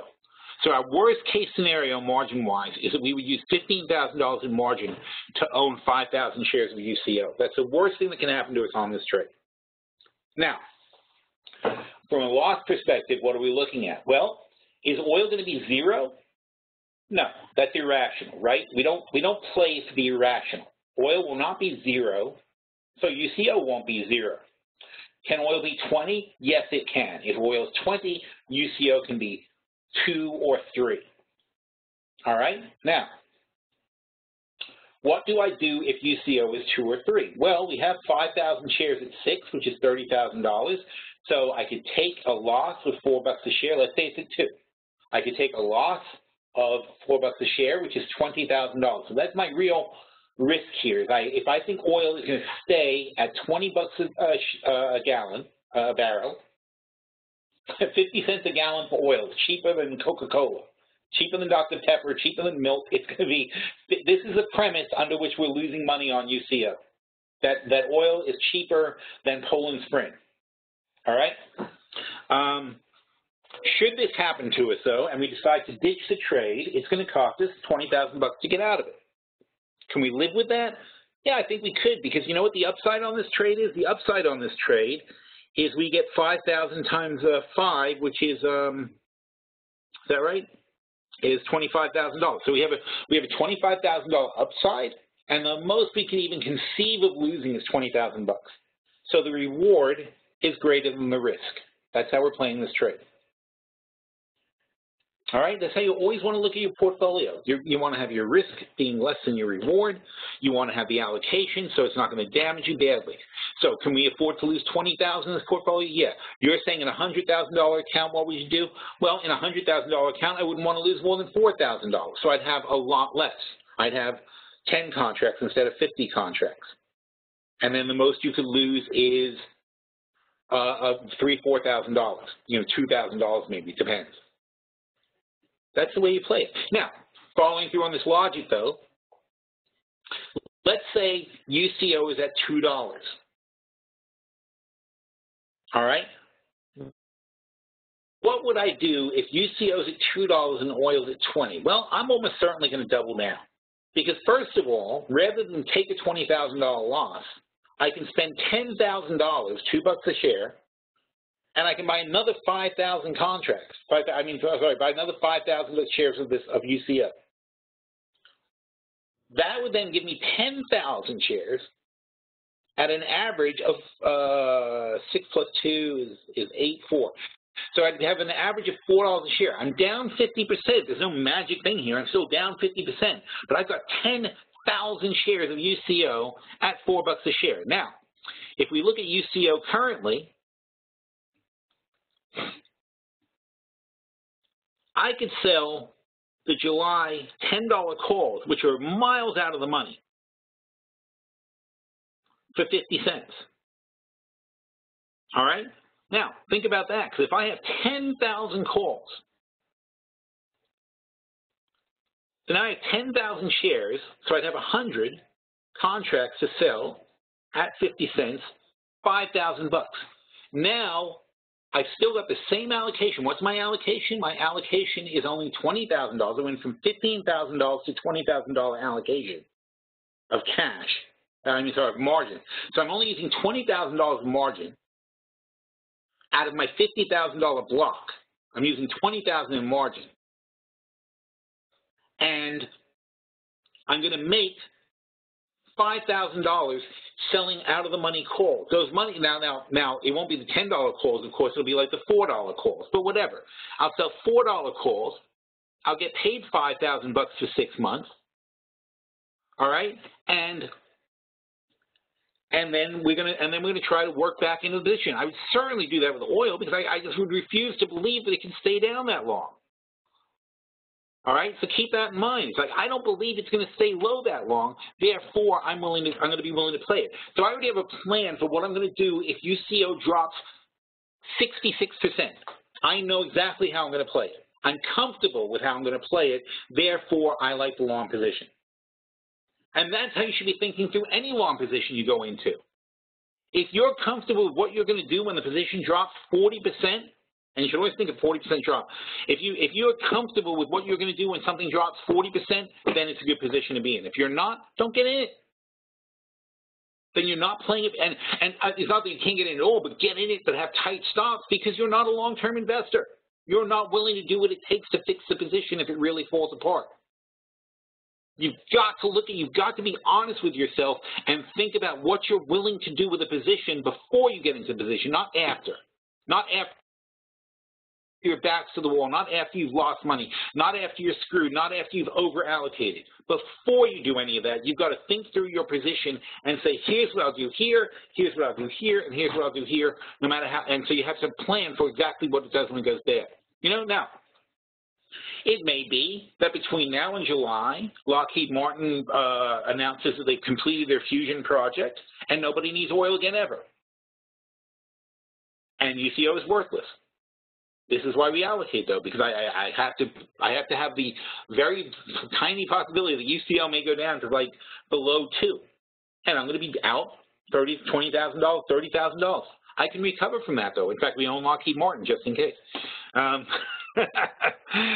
It's you know, this is again the diversification, though. What goes well if oil drops what in my portfolio will do well because oil dropped?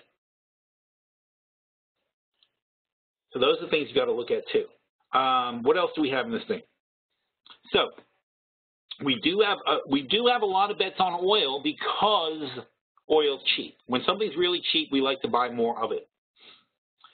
In USO, we have the long January 18 calls, and USO's at 16, and it's the same premise. So I think oil's going to go up 33% from here. 33% on 16 is what, like $5, so 21. So I think we're going to get a nice bump in oil. All right? We're getting to the point, though, where I'm a little worried about this position, but not so much, though, that we've decided to roll it down yet. We're still waiting to see if $45 holds up. If 45 holds up, we're going to get a little more interested in doing something with it. But right now, we're just waiting and seeing, because it might get cheaper. And if it does get cheaper, we'll make an aggressive roll. But right now, we're just holding that position. But from a portfolio standpoint, you got to bear in mind, so let's get back to Mr. Calculator. Oh, hang on a second. I'll be right back.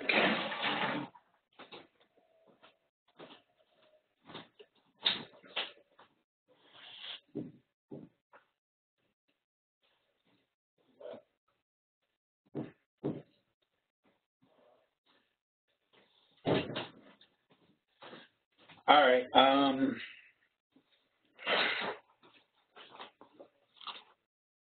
So where were we? Oh, yeah. So how much do I have at risk here? We've got $21,000 in play on that one. So that's 21, 1, 2, 3. All right, that's oil. Do we have any oil plays here? Yes, here we go with another one. Here we sold the puts. All right, and what's our risk here? Well, again, the risk here is that we're going to own USO at 15 in 2017. So we do have a risk there of 2,500 times 15 is what? You know, I did need two calculators. What do you know? 2,500 times 15, 37,000 plus 21,000, 58,000. Then we've got none of those guys. We have BHI, which is also technically an oil play. And we're risking owning 1,000 shares at $50 there. All right, so that's plus 50,000. I'm just doing rough things, not exact.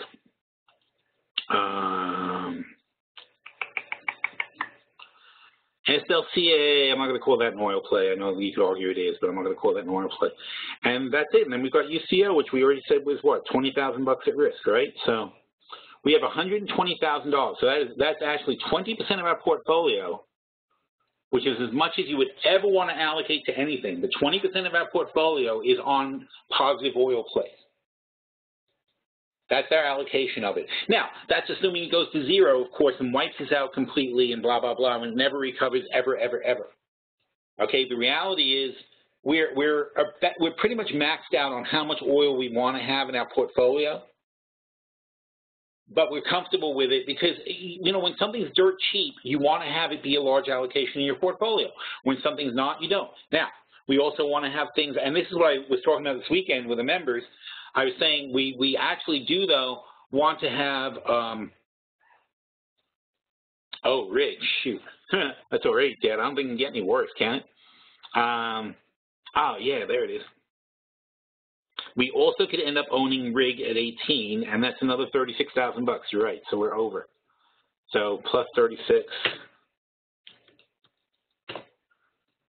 So yeah, 150,000 bucks. So we're over.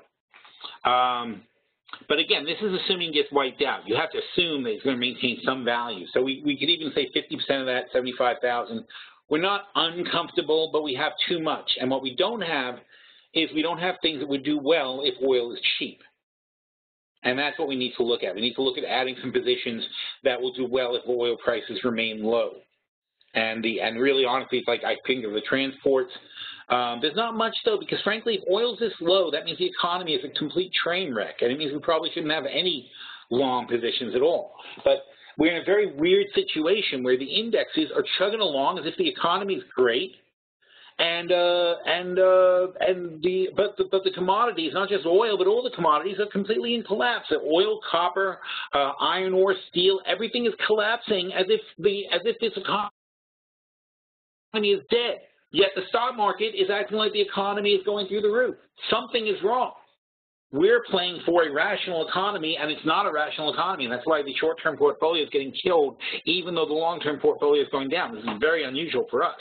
So our long-term portfolio is at 27%. The short-term portfolio was at 100. So long-term portfolio hasn't changed too much. And that bothers me too, though, by the way, because the long-term portfolio hasn't changed even though it's long. And the short-term portfolio is down 25%. So something's really, really wrong in the market. I mean, it just is so completely irrational that our long positions in, which is a lot of material stocks and things that should improve when the economy is improving, they're not doing well. They're flatlining or getting worse, especially in material stocks. They're getting worse, but the indexes are going higher and higher and higher, as if record earnings. But like I said today, in fact, we had a chart today, and it actually shows you very neatly how incredibly insane everything is.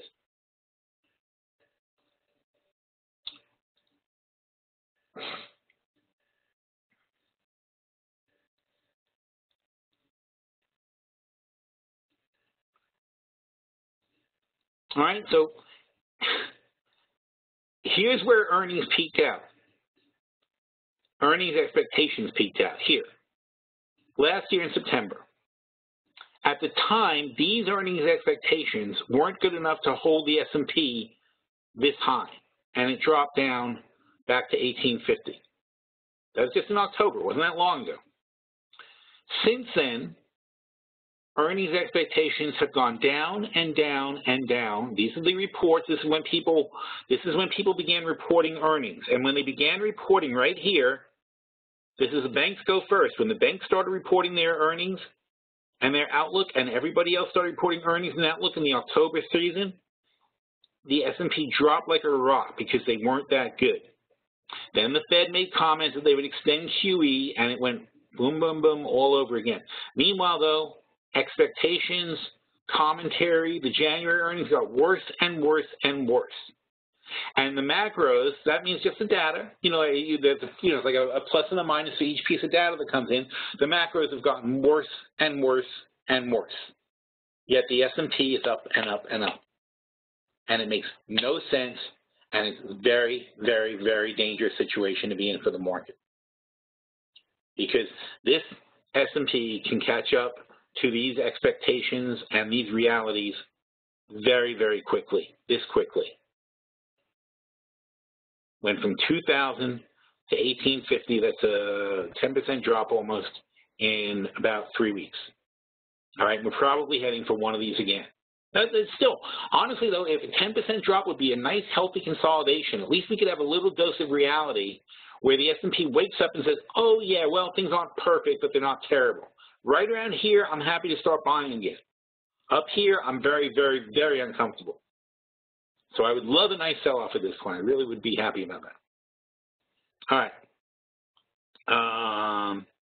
Nick says, please explain what can be done without selling puts. Hi, Nick. How's it going? All right. Let's see. All right. Well, first of all, someone said oil is approaching 45. Is it? Still looks like it's going to hit 45, so I'm not really inclined to buy something right this minute. Well, look, back to profit on Nikkei. All right. So what can be done without selling puts? Without selling puts, you just pick up the bull call spread. That's all. It's no different. So if you want to play UCO long, the same way, then all you end up doing is buying the $5 calls for $2.05. You sell the $9 calls for 50 cents, and now you paid $1.55. You're at 621 now.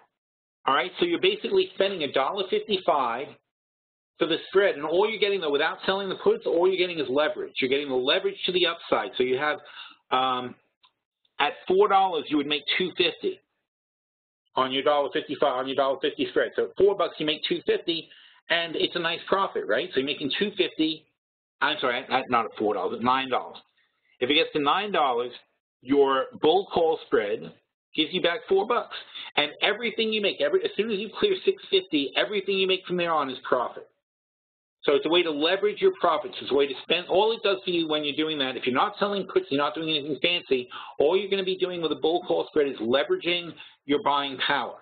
So instead of buying one share of UCO for $6, you can buy one option of UCO, one spread, for $1.50, which means you can buy 4 times more. I don't recommend that, but you could buy 4 times more and make 4 times as much on the way up.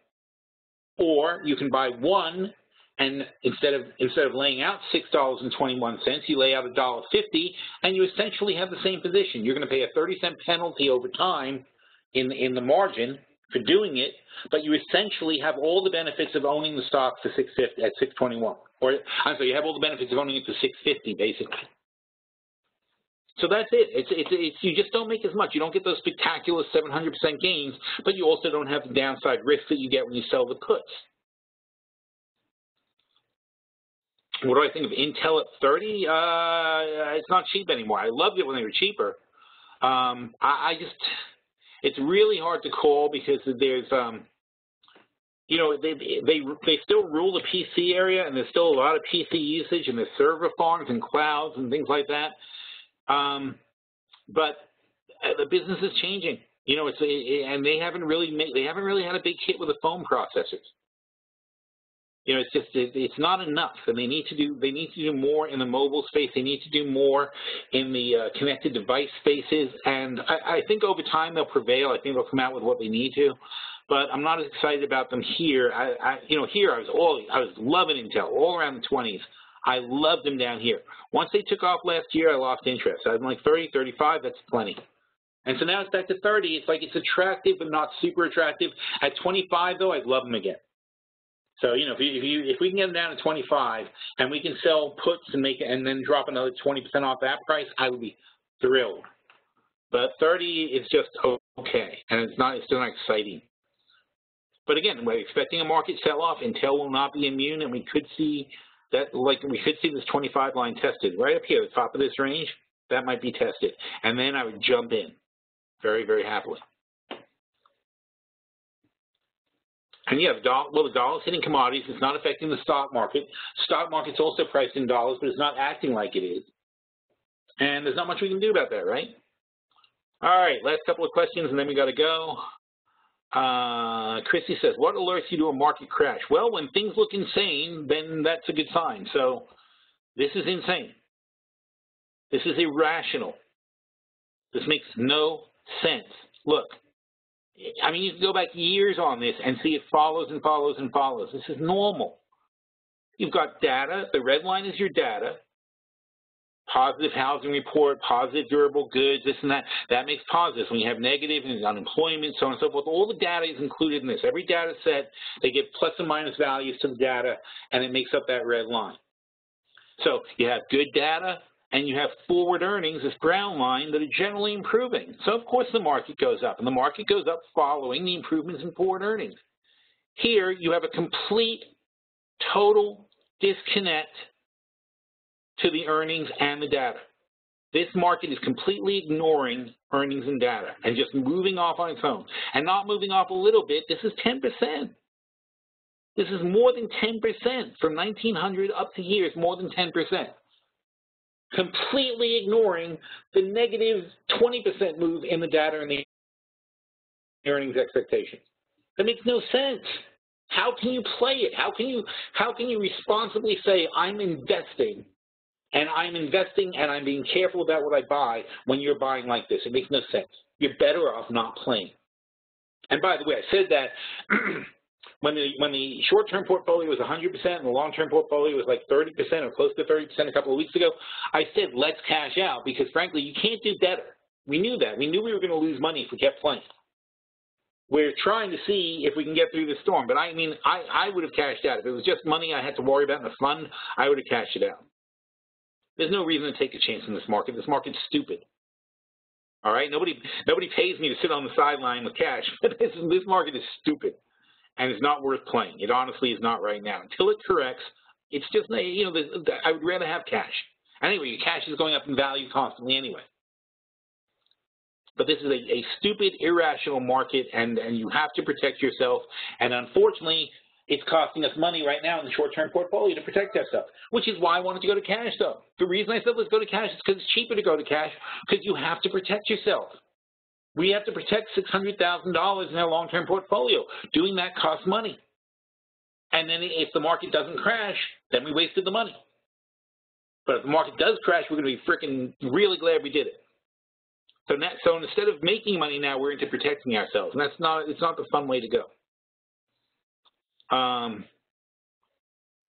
But hopefully this will pass. You know, we're not going to know for sure until we get into the next earnings cycle. But that starts soon. So it starts in May. No, I'm sorry, it starts in April. What am I talking about? It starts in April. So in a couple of weeks, we're going to be to the next earnings cycle, and then we're going to see where things are and how bad this is. This is a trick. Is this improving, or is this getting worse? If this is getting worse, then I'm going to go back. Then I'm definitely going to want to cash out the long-term portfolio. If these are getting worse, there's no hope. And then we're going to have to get, especially if this thing isn't responding, it's going to be ridiculous. In fact, we'll probably start buying shorts. It's been so long. It has been years since we have bought shorts. I mean, and I'm talking on stocks. It's been years since we've picked up short positions on stocks. But this is ripe for that kind of move if these earnings are getting worse and this thing doesn't respond. All right. The puts on Intel. Yeah, it's fine to do that, Declan. If you really want to get into Intel and you really can't stand not being in it, that's fine. This is a perfectly good way to play it. I just think you're going to be able to get them for $4 later. I think if you're patient, you'll get more. Still would like I like the same puts. I would just rather have the extra money. Are we still in lumber liquidators? Yes, sadly, we are still in lumber liquidators. And how bad are they looking today? And I say this every time we get into one of these things. I forgot what miner it was. There was a miner, and we picked them up after they had disaster. We did BP after they had disaster. We did Boeing when they had the battery fire. You just have to buy the position and ignore the news. None of these are facts. There's going to be an investigation. There's going to be a congressional hearing. There's going to be lawsuits. Once the facts come out, and once they get through another quarter or two of sales, then you're going to know where you stand. Looking at this thing every day is pointless. It's a company in trouble. It's a company that has to scramble, reinvent itself, and spin itself with public relations. That takes months, not days. And it goes back to the same thing. We don't know where the bottom is exactly, but you know what? We kind of liked it. Anything below 35, we thought it was a good place to start buying. And that's what we started doing. I'm not looking to jump in and double down until it gets to like 20. And if it gets to 20, I want to know why it got to 20 before I double down. But we're not going to take any action at all until we see what happens. We bought 2017. What's our position on lumber liquidators? It's like 2017 or something. It's not even in the short-term portfolio. It's in the long-term portfolio. And if something is in the long-term portfolio, it's because I have no intention to touch it. So lumber liquidators is in the long-term portfolio. We bought the 2017 30 55 bull call spread. And we actually bought, now we've increased it. We bought more of these. We bought more of the 30s than we did the 55s. We have a 2-to-1 thing here. If it goes lower, we will sell lower calls, like the 40 calls or whatever, and we'll roll these down lower. But we're not at that point yet. And we sold these puts, the $40 puts. So that's pretty much where we put our foot down, at $40 in value. And it's down like $7,000 right now, which is a lot. So it's not a good. It's certainly not a good position so far. But it's 2017. We bought this thing on March 2nd. So you're asking, are we still in lumber liquidators? Of course, we're still in lumber liquidators. It's a month old. It's a 24-month position that we've had for a month. It's the same thing as I just said about a basketball game. It's like you're asking me 2 minutes into the basketball game if I still believe my team can win because they're down 5-1 or 5-2. It's like, hey, Knicks are down 5-2. You're dead. Forget it. We should go home. It's insane. You don't make decisions like that. It's a long game. We're in it for the long haul. We want to see what happens. We need facts. We need to see news. We need to see better understanding of what's going on. You don't react to the chart. We made an investment in a company. We didn't make an investment in a chart position. And Steve asked if X is going to fall apart. X falls apart all the time. That's the way the company works. It's a cyclical. There's a reason they call them cyclical companies. They go in cycles. This is the down cycle for X. This is a down cycle for all the commodities. You know, is it going to fall apart? Is it going to finally go bankrupt? No. How is it going to finally go bankrupt? Are we worse off now than we were in 2008? In 2008, we thought the banks were going to collapse. In 2008, we thought that housing was dead. In 2008, we thought that people who bought a house for $500,000 a year before now had a house that was worth less than $200,000. And frankly, I saw people selling for those prices. I saw people taking 50, 60% losses on their houses. 50, 60% losses on their houses because they didn't believe it would ever come back. And they were trying to get out before it got worse. And I would sit there and say to them, I'm like, you can't build your house for that much money. You physically cannot create another house in that place for that much money. Therefore, that's the bottom. Doesn't matter. Logic doesn't appeal to people when things are going badly, does it? And if you want to be a long-term investor, you've got to start understanding that. You've got to start understanding that there is a reality in the world. And if you don't understand the value of the company, you shouldn't be investing in it. All right? So X isn't going to fall apart. Chrysler's not going to go bankrupt. Well, Chrysler's not even a company anymore. Ford's not going to go bankrupt. GM's not going to go bankrupt. Okay? Because we've already seen what the government will do when these things start happening, right? Are they going to let U.S. Steel go bust? No, they're not. Something will happen. They will keep it going. And plus, we have trillions of dollars of infrastructure work that needs to be done one day.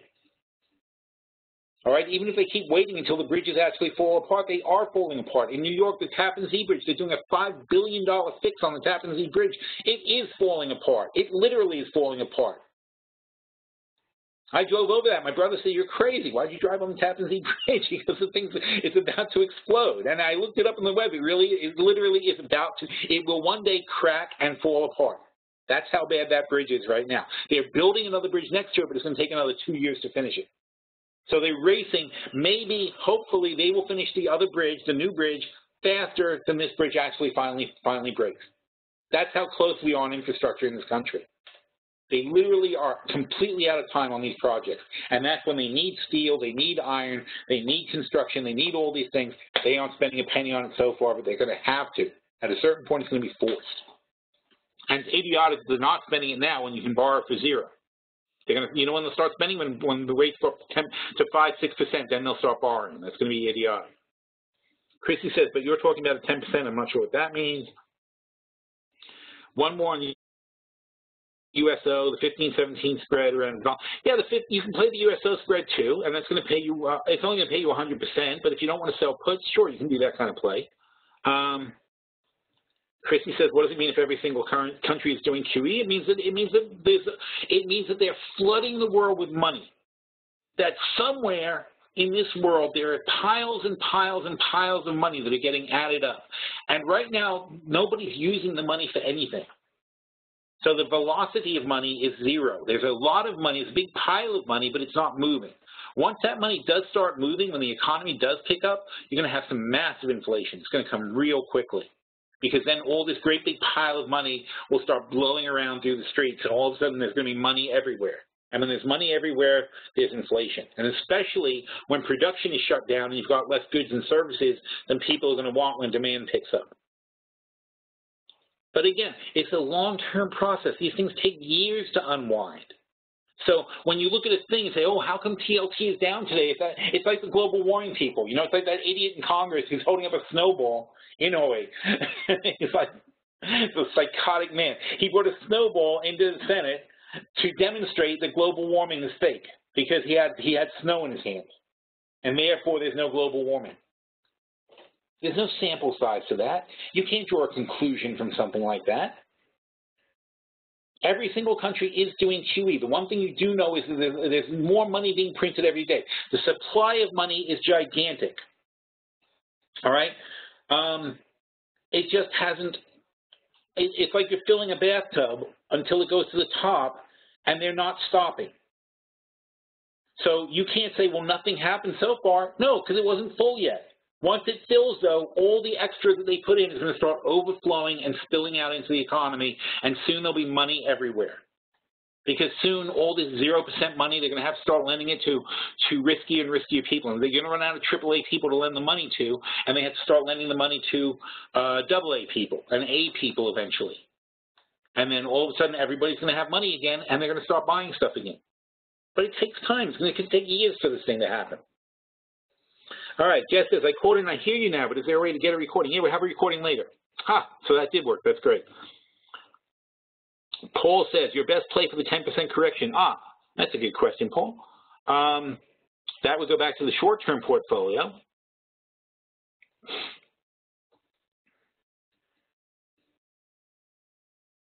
Look at this. It's dropping and dropping with the market because the indexes go up and up.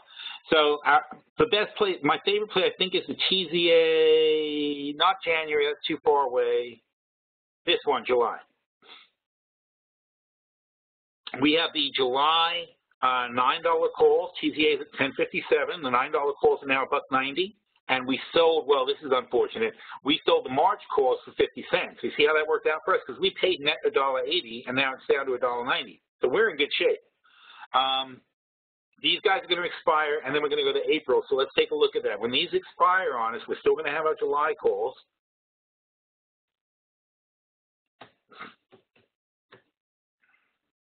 And that's just, but somebody asked me about doing a spread like that. Here's a situation where I do like a spread like that. So the July 9 calls are, now they're back to 205. Okay, so you're buying these for 205, and then you want to sell something to knock that down a bit. Like you can sell the 11s in April for 50 cents, 47 cents, so let's call it 50. And that's what, 205 minus 50 is 150. So somehow 155 is the number of the day. So you're into 155 on a $2 spread. Now that doesn't sound great, but you really got to look at what you're going to be able to roll these 11s to. Because if TZA does go up, then these guys go in the money. But the delta here, wait, where is it? The 11. See, the delta here is 43, so they make 43 cents for every dollar move. What is 50 cents here? 50 cents over here, not, well, yeah, well, July, there'll be a June eventually, but right now there isn't. But if you look in July, you see these 15s of 50 cents? So you can actually roll to the 15s. Now, if you can roll those guys to the 15s if TZA starts going up, that means you're going to roll into a $6 spread. So that's fine. You're only paying $1.55. So you roll into a $6 spread. Now, these have a delta of 25. So that means if TZA pops on you, these guys will make 25 cents while the other guys make 40 cents. So you're going to lose 15 cents. But that's still not bad. So it's going to cost you 15 cents to make that roll if TZA pops suddenly $1 higher on you. If it's a normal progression, though, and it just goes up slowly and you end up making the roll, it's probably going to cost you nothing to make that roll. So you're going to get yourself for $1.50 into what is currently a $2 spread, but because of your time advantage, you have the expectation of rolling it into a $5 or $6 spread in July. And the only reason you need to do that roll is because TZA is going up, and if TZA is going up, then you're in the money and you're in good shape. See how that works? And you see what I do, though? It's like playing chess, though. You've got to think of your move and the next move and the move ahead and then what you're going to do about it. And if you have all that down, you're going to be in good shape. All right, guys, I got to go. Ray says, should I hold CLF spread from last month? I still like CLF. I think it's going to recover, but it's a very dangerous trade. I certainly wouldn't want to have too much of my eggs in that basket. Oh, and lots of thank yous. Oh, very good. Thank you, guys. What will happen to bonds is the last question for Steve. What do you think will happen to bonds if we get a 10% correction, flight to bonds, or interest rates go up? Well, no, if we get a 10% correction, that's going to keep bonds low. But, yeah, okay, Chrissy, well, I'll do 4-hour shows once I work my way up to it. But right now, 2-hour shows are about as much as I can do. Look, if the markets crash, people are going to run into bonds, and rates will get even lower. and the dollar will probably go higher. So all that will happen kind of at the same time. So if the markets begin to slide, then that'll push commodities even further down because the dollar will go up. The dollar going up will price our indexes lower, so we can have a very sharp, very quick correction. Once that settles down, though, it'll be a nice buying opportunity. And the thing about money going to bonds is there's more money. This is the thing. There's so much money in the world sitting around doing nothing now. There's more money than there are bonds. That's another reason bonds are so cheap. Yeah. It's the reason rates are so cheap. The bonds aren't cheap. Bonds are expensive to buy. The rates they give you are low because so many people have money and nowhere to put the money. And since bonds are one of the places you put money, they are expensive if you want one. That's what's going on right now. And that's the first step. That's what I was talking about before. That gigantic supply of money that's sitting around doing nothing is currently causing this anti-bond bubble, or bond bubble. Call it what you want, but I mean the bonds are expensive to buy. That's what causes it. Bonds are expensive to buy because there's so few places you can put all this money that's being given out to the rich people that they got to put some money into bonds just because that's what you're supposed to do with money. You got to diversify. All right, I think anybody putting money into bonds is an idiot. I said that earlier today. It's ridiculous to put money into bonds when you're getting 1% interest. There's nothing in it for you. Why would you not want it under your mattress? Why would you not want cash? What possible benefit is there to tying it up in a bond? Because people don't understand bonds can lose money. If rates go up, your bond becomes worth very little because your bond doesn't pay an interest and other things do. All right, so that's what goes on with bonds. And yep. So that's it for now. I'll see you guys again next week. It might be Wednesday next week. We'll make an announcement because I'm going to be in Toronto next week to do a show. So I probably will not, in fact, I almost certainly won't do a seminar next week on Tuesday. I'm in Toronto. I'm going to be doing a show at night and also a lecture. I'm down there for an entire half-hour show on TV, and I'm going to be explaining all about this stuff. It's going to be very exciting, and all these strategies to be the house, how to get rich slowly. On BNN I'm going to be. And then after that, there's some kind of a seminar that I'm going to be giving also. I don't even know the details, frankly. I just know I got to fly there. So anyway, so Tuesday is a very busy day for me next week in Toronto, and probably we'll move this webinar to Wednesday, okay? And I'll see you guys all, though, next week at some point, and hopefully you can catch me on TV. All right, thanks. Have a good day, everybody.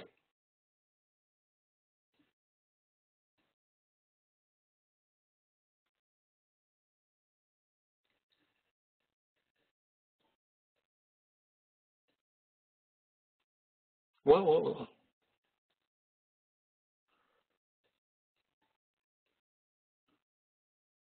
Uh-oh.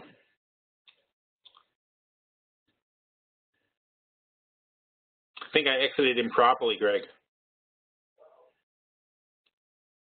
What did I do? I didn't realize there was anything different. What? I don't know. The thing went away. Usually I stopped sharing. All right. And it went away. Usually it asked me. Still open. Ah. Hi, Chrissy. Okay, thanks. Without a doubt. Are you in Toronto, Chrissy? I'll talk to you. I'm going to be, I don't know where I'm going to be. I'll let you know if I can. All right. Have a good day, folks.